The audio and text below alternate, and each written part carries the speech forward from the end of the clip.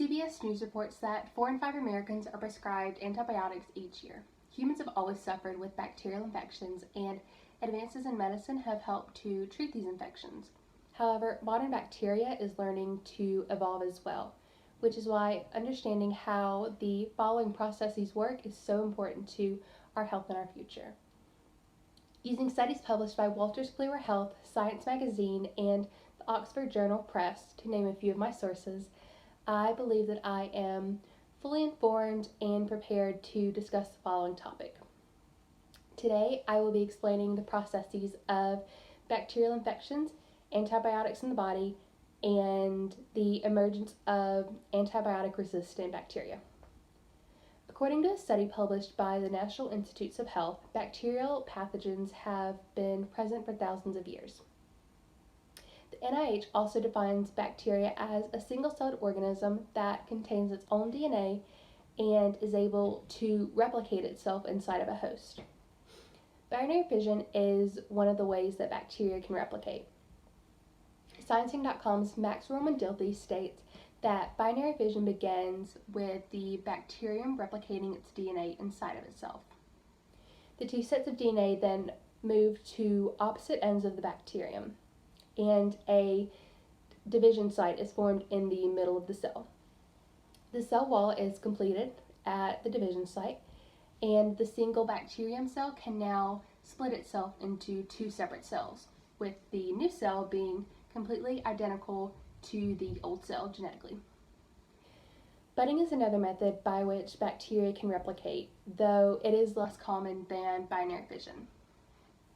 In budding, the Encyclopedia Britannica outlines, the cell wall of a bacterium begins with growing outwards at a point on the cell.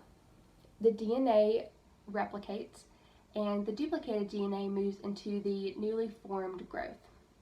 The growth continues to get larger until it's roughly the same size as the old cell.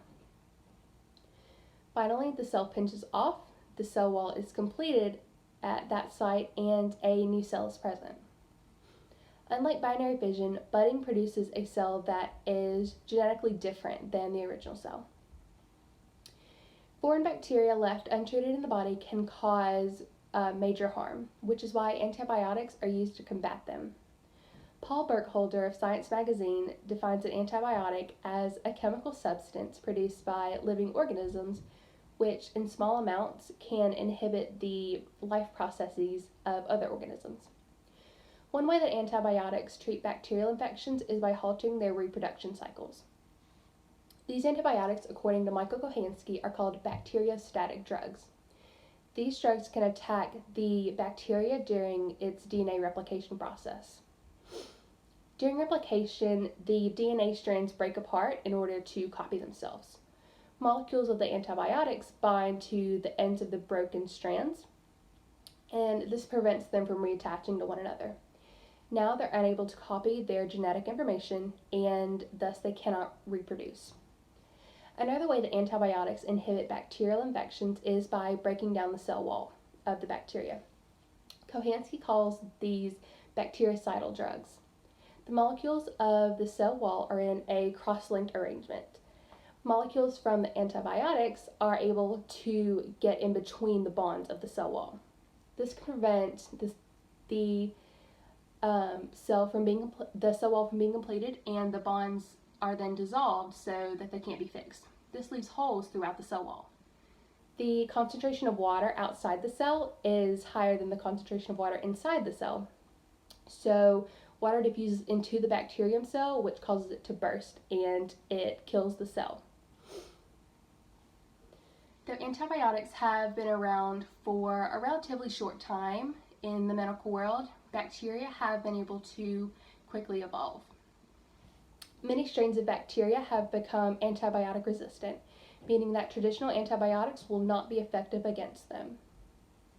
The Institute for Quality and Efficiency in Healthcare states that the most common method for expediting resistance is by taking antibiotics incorrectly. Specifically, when the full course of medicine is not taken, some bacteria can still remain inside the body. This bacteria has been exposed to the antibiotic previously, so it knows how the antibiotic works. It can now adapt itself to protect itself from future antibiotics. Though less common, mutations can also occur that result in antibiotic resistance. Sometimes bacteria can survive antibiotics because of their genes. This mutation will be passed on from the original cell to all of its future offspring during replication. This makes an entire generation of bacteria resistant to antibiotics. In conclusion, antibiotics have saved millions of lives since their inception. Bacteria has a very simple replication process that historically has been able to be regulated by antibiotics. However, the future of bacterial antibiotic interactions is somewhat uncertain. Knowing how these processes work could potentially save more lives and can hopefully help to slow the bacteria from evolving as well.